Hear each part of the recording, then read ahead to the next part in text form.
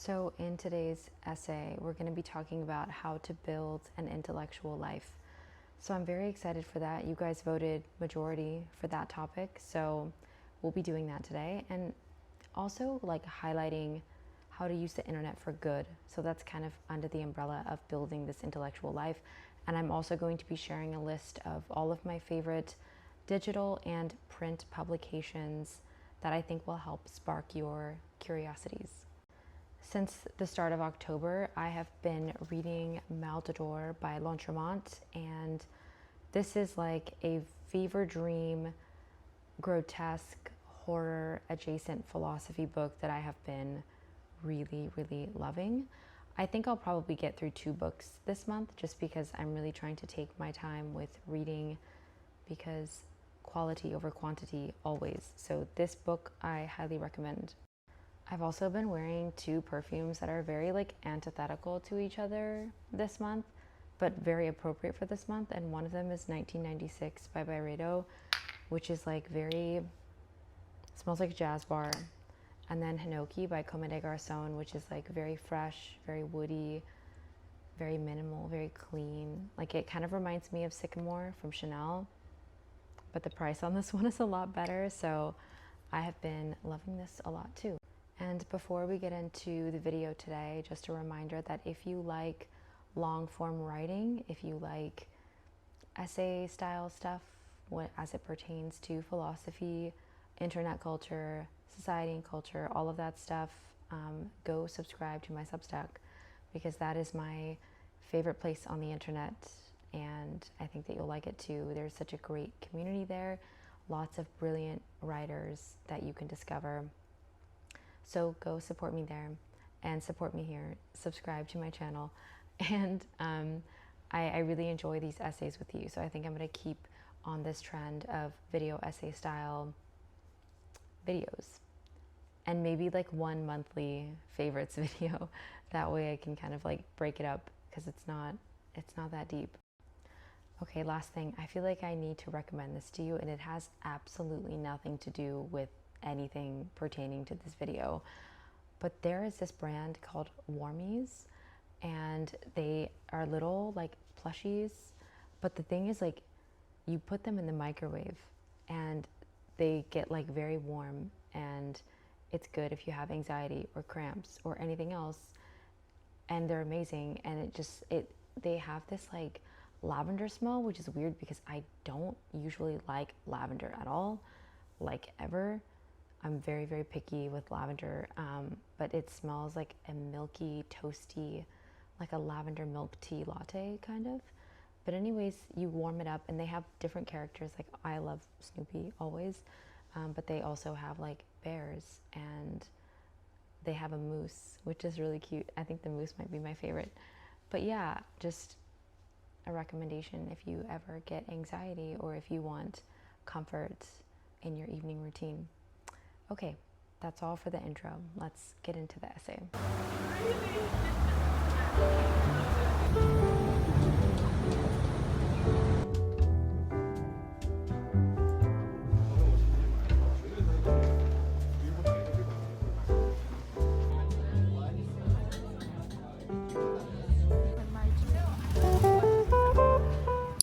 So today we're talking about how to build an intellectual life. And the first thing that I want to kind of touch on is this ache that we have for depth. Because I think that it's strange that we live in a time where we can know almost anything instantly, but we still feel so starved for understanding. And I know for myself, most days I move through these blurs of headlines and think pieces and podcasts, and each one promises insight, but at the end of the day, it all kind of dissolves into the noise of my life. And I've consumed a lot, but I feel like I've absorbed almost nothing.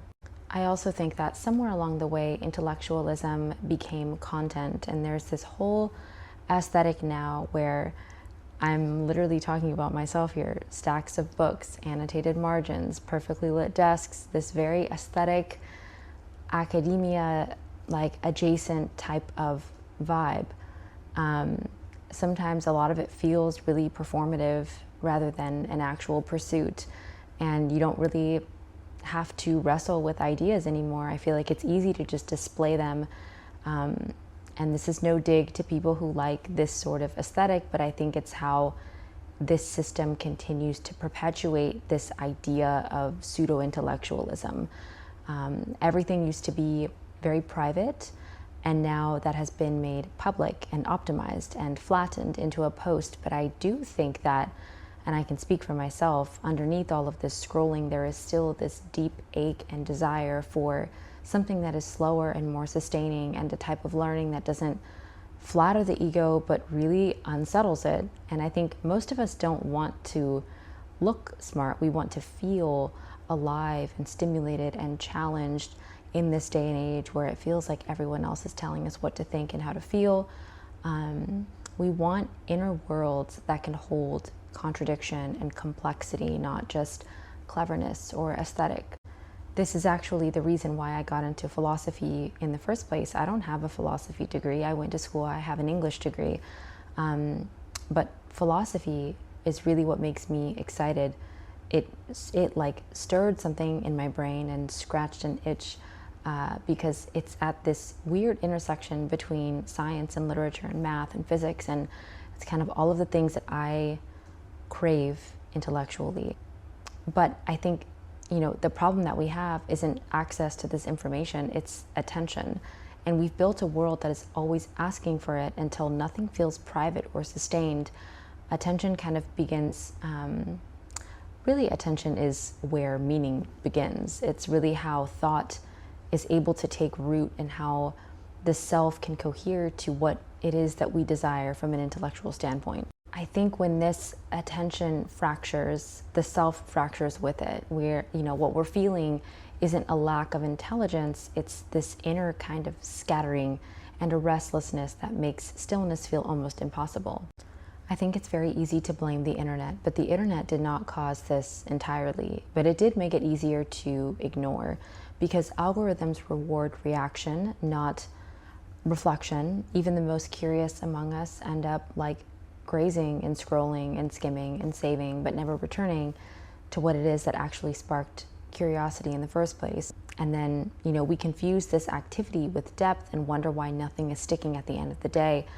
And like I said, the internet is so easy to blame, but I don't think the answer is to just get rid of it and log off completely, because it's not inherently shallow. It's very much a mirror, because it reflects how we use it. And buried underneath all of this noise are extraordinary things at our fingertips. It's like digitized archives and open lectures and thinkers who have built entire classrooms in public for us to access. So the problem isn't the existence of noise, it's that we've never, we've forgotten how to build this like quietness and stillness inside of it. And so I think a lot of the work that we should be doing now is to reorient ourselves and to treat curiosity as sacred again, and to build this life that privileges depth over novelty and display and all of these other things. And so I think to stop scrolling and to start returning into what it is that sparks our curiosity.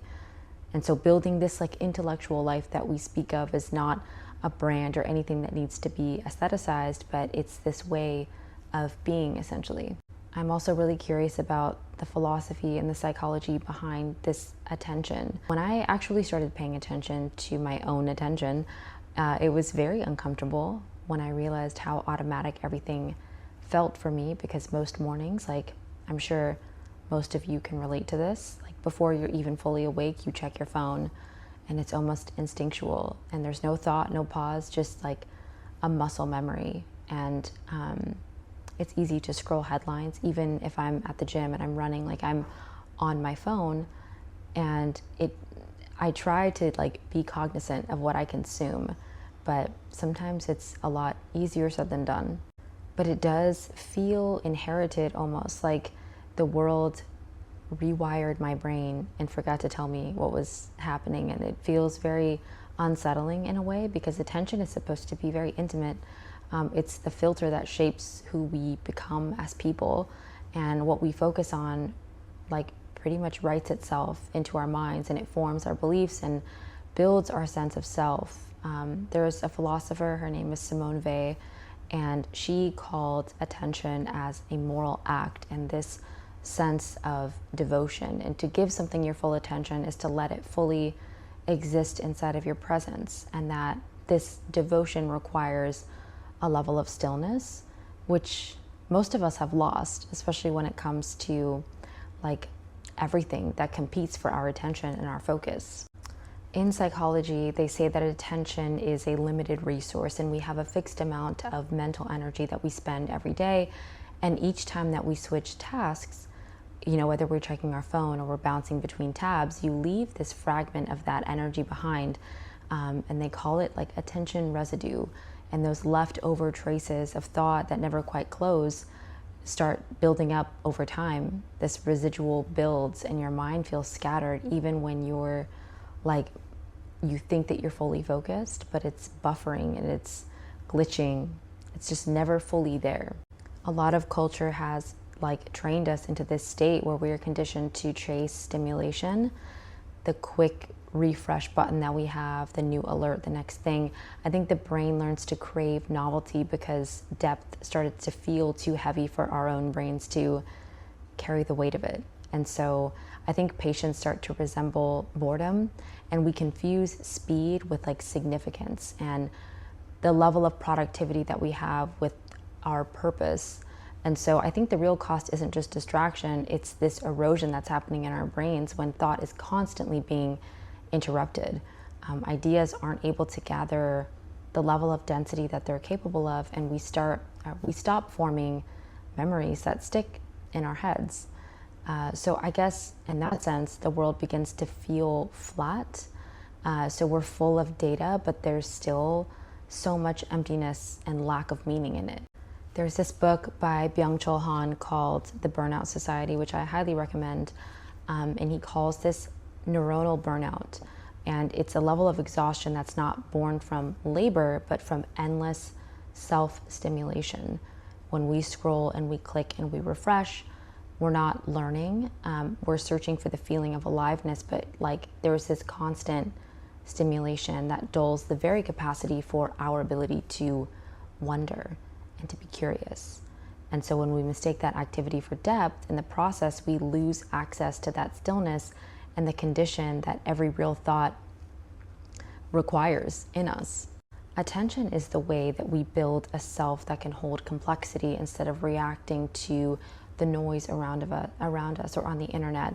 And in a culture that treats distraction as this default, I think choosing to focus is your ability to get your mind back to yourself, and a way of saying that this matters and that you're willing to stay and actually put in the time and the effort and the energy to learn what it is that you're wanting to study. So I want to talk about inhabiting attention, and we are responsible for building this. So the goal isn't to have perfect focus, it's about creating the conditions where focus feels possible, and you have to start with your environment. So it doesn't need to be beautiful or curated or aesthetic, it just has to be intentional for you. So the space that you think in will really shape the way that you think about what it is that you're trying to learn. So like cluttered rooms, I think bring a lot of restlessness, and I can speak for myself here. I think if you have a space that feels good to you, just somewhere that tells your brain like this is where we're supposed to slow down. Maybe that's a specific desk or a table in your room, or a lamp that casts like a very specific type of light that feels good to you. A space that feels steady enough to help your mind feel steady too. And the body is another thing that also matters a lot, because you can't build thought on exhaustion. I think having really good attention is very physical, and it's easy to forget that the brain is a living, breathing organ, not an idea. So sleep and movement and food and sunlight, these are all intellectual tools as much as they are physiological needs. And even if it is like taking a walk, I think that helps clear the clutter inside of your mind. Or having a meal without distraction can help restore the rhythm of the day. Like my mind, obviously, like in yours will too, works best in a body that is very much cared for. I think conversation is also really important, and having conversations and ideas that sharpen an exchange with the person that you're talking to. It can be very simple, a walk with a friend or sending letters. Like, I love writing letters to my friends, even in the US, outside of the US, like even if it's a small reading group where curiosity matters more than this like level of consensus. Like, I think thinking alone very much builds depth, but thinking together with other people who are like-minded builds a lot of clarity. I think over time, all of these gestures, whether it's tending for your space or caring for your body or returning to conversation, focus on the one thing that needs to be tended to at that time, and they become like rhythmic with each other. It doesn't have to be a strict routine. It just really can shape your day. And yeah, read, walk, rest, talk, return again and again and again. It's not like, the point isn't really to perfect your attention, but it's really to give it somewhere to go that is not going to deplete you in return. You want your energy to be reciprocated back to you. I want to talk about life online, because I think the internet is not the enemy, right? I think a lot of people are wanting to escape the internet right now, which makes sense. But the internet is an environment. And like any environment, it shapes you in proportion to how you move through it. And so if you use it passively, it scatters your attention. If you use it deliberately, it can become one of the most powerful tools for thought that we have ever had. So I think the first shift for you has to be in your perspective, and to stop treating the web like a feed and start treating it like a library. A feed is something that keeps you scrolling because it decides what you see and when you see it. Whereas a library asks you to choose. It kind of forces you to slow down. It gives you aisles instead of loops. And when you enter into this library with intention, your experience changes completely, and you stop grazing, and instead you start to gather different snippets of information around the web. And so this level of curation becomes the foundation to you. So subscribe to a few things that feel nourishing to you, not just noise. Like, you want newsletters that really leave you thinking, and podcasts that leave you thinking, and essays that hold a lot of weight, and clear out all of the rest. You don't need to consume it all.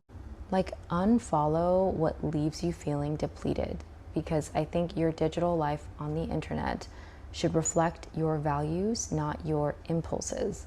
And so build your internet life around that type of ideology.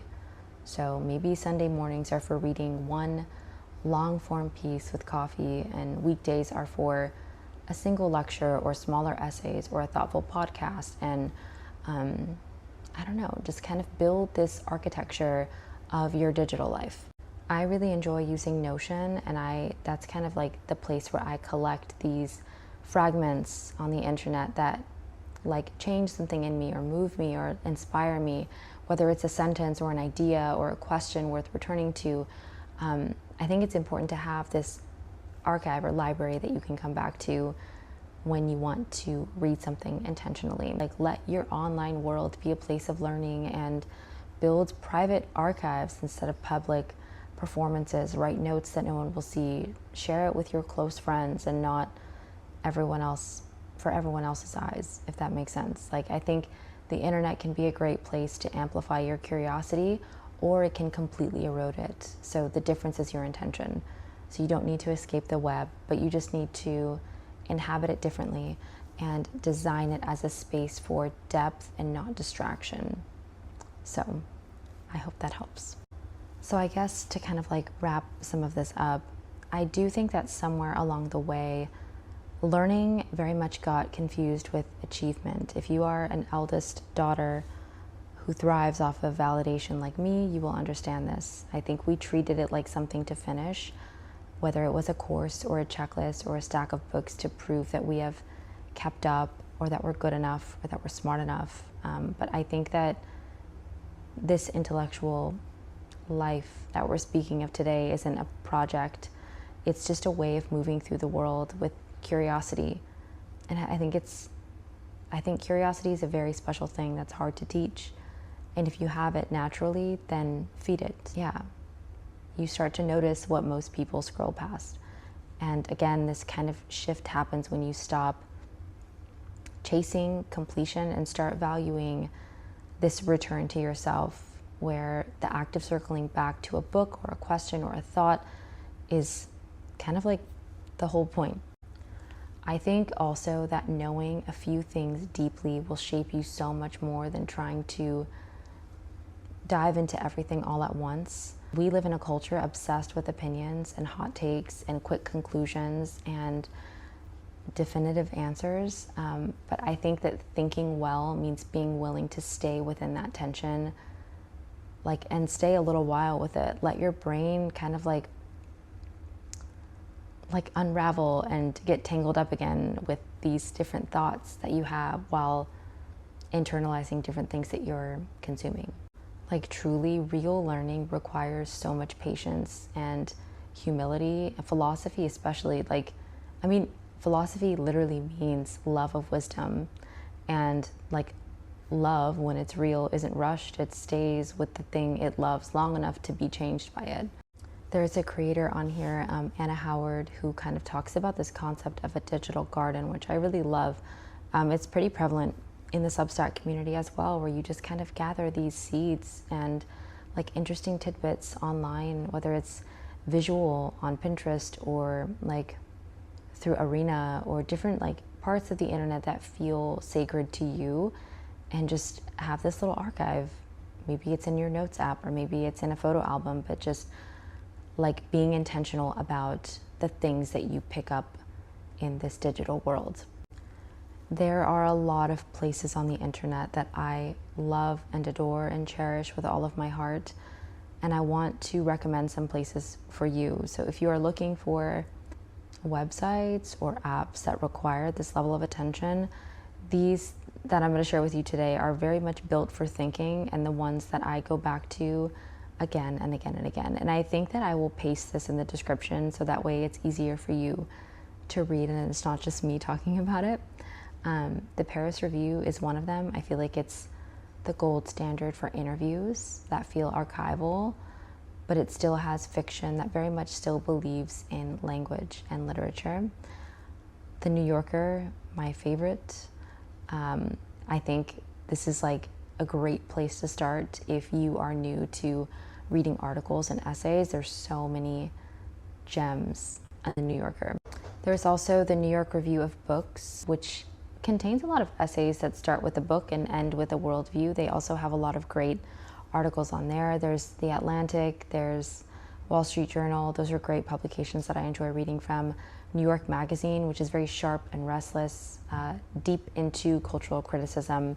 There's also the London Review of Books, which are essays that assume that you're ready to think hard for, which is great. There's LitHub, which is the perfect place if you are into literary type of essays that feel very conversational. And also, if you subscribe to LitHub, they give you a Joan Didion tote bag, which is cool. I also really like this website called Longreads, which is great for exactly what it says. Longer reads that require a lot more attention and time. There's also Puck Magazine, or they're a digital publication, but there's philosophy in there. There's media, politics, power, money.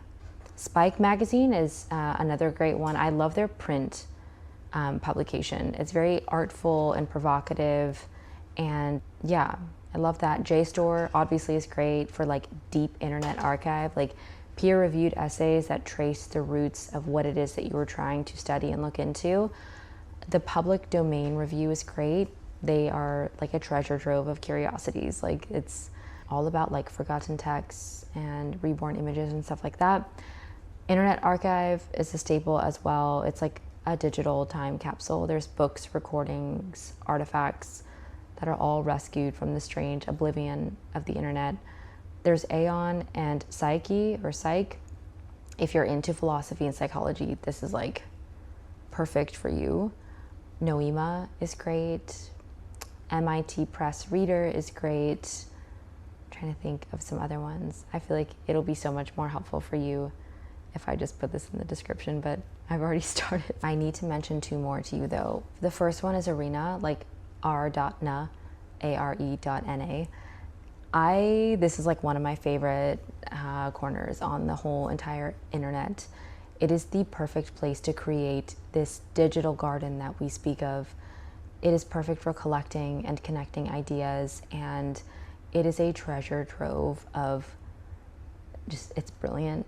And then lastly, I must recommend Substack because I love Substack so much, and there is such a deep level of intimacy with newsletters and people who write on that platform. It's not perfect, but it is the closest to perfect that I think we've gotten as far as like social media adjacent websites. It just feels like very thoughtful conversation, connection, community building. So that's my little mini list, and I'll put the full list here for you.